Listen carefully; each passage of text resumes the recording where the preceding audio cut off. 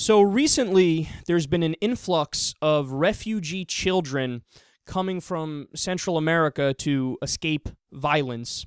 And they're met here in the U.S. with screaming conservatives looking to deport them, and Democrats who silently comply with the conservatives. Okay, yes, we'll do exactly what you want. Just, remember when Obama, the Democratic president, came out and said, oh, yeah, we should reverse the old George Bush law, which made it so that political refugees needed to have a hearing.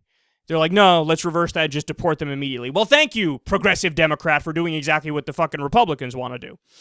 So there's another group of Americans that is looking to cash in on this crisis. From Think Progress, quote, share prices for two of the largest private prison firms have spiked sharply since an influx of unaccompanied migrant children crossing the border was reported this summer.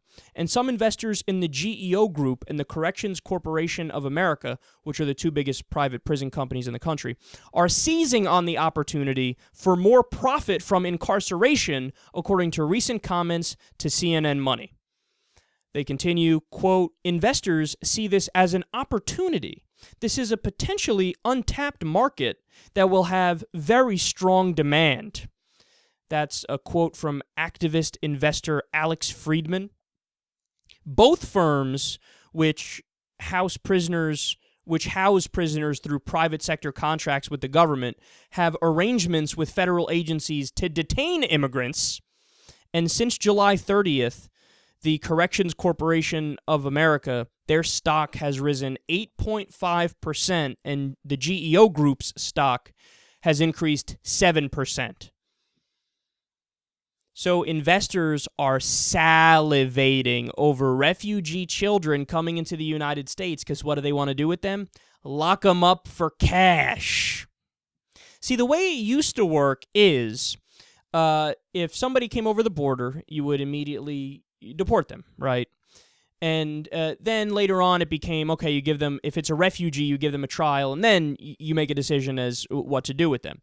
Well, since we've increasingly moved in the direction of privatizing prisons in the U.S., now you have these private prisons viewing this as an opportunity to make more money. So they just want bodies to put in prison. So sometimes they'll take these immigrants who cross the border and they'll just lock them up and keep them locked up for months, maybe a year, and then later on they'll deport them.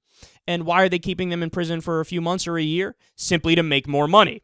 Simply to rob the taxpayers. And I always found it hilarious that we called private prisons because they're taking government dollars. Private my ass. It's a fully socialist institution. You're taking tax dollars. Okay, the only difference is a private prison takes tax dollars and makes a profit for themselves, whereas regular prisons would take tax dollars and not have a large profit margin and not have shareholders and not have a perverse profit motive. I mean, think about it. Societies have understood forever that there are certain functions that you simply cannot privatize, and prisons is one of those things. Now, why is that? Because you have set up the worst imaginable incentive where you have one group of people wanting to lock up more people and wanting to make more things criminal because that's how they make their fucking money. So, of course, you're going to lobby the government to try to pass more laws, whether they're legitimate or illegitimate, because you simply want to lock more people up because that's how you get rich. So the perfect example of that is, a lot of people don't know this, 3 strike laws.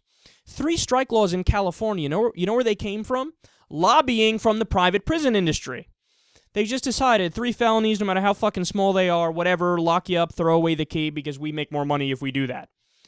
I mean, mandatory minimums, same thing. A lot of the lobbying for that came from the private prison industry because they just want to lock more people up. This is the perfect example right here. You have poor little refugee immigrant children that escape Guatemala or Honduras because there's a drug war that we fucking caused happening there, and there's a high likelihood that they'll die, a higher probability that they die there than if they were in Iraq at the height of the fucking war. And then they come to the U.S. looking to escape this madness, and what happens? They get locked up for cash. It's not even like, hey, we'll deport you in a safe and humane way. It's, hey, let's put you in a fucking jail cell for a year because we'll make some CEO rich and he'll enrich his stockholders also. This is beyond fucked up, man. We've totally lost our way. This is the crisis of privatization in the United States of America. Look, I get it. I'm not a revolutionary. I'm in favor of many industries being private. I'm in favor of capitalism. I think that there's some aspects of capitalism that we'll never get away from because human beings have certain tendencies naturally where we might be more greedy or more selfish and we want to get ahead of people. So a certain aspect of capitalism is welcome. If you're selling couches or video games or TVs, I don't want the government fucking making that. You should be able to make a profit off that and sell your product, and it's all good. I'm not angry about that. But when you have the profit motive leaking over into prisons, into the health insurance system, so there's an incentive to deny care as much as possible because that's how you make more money.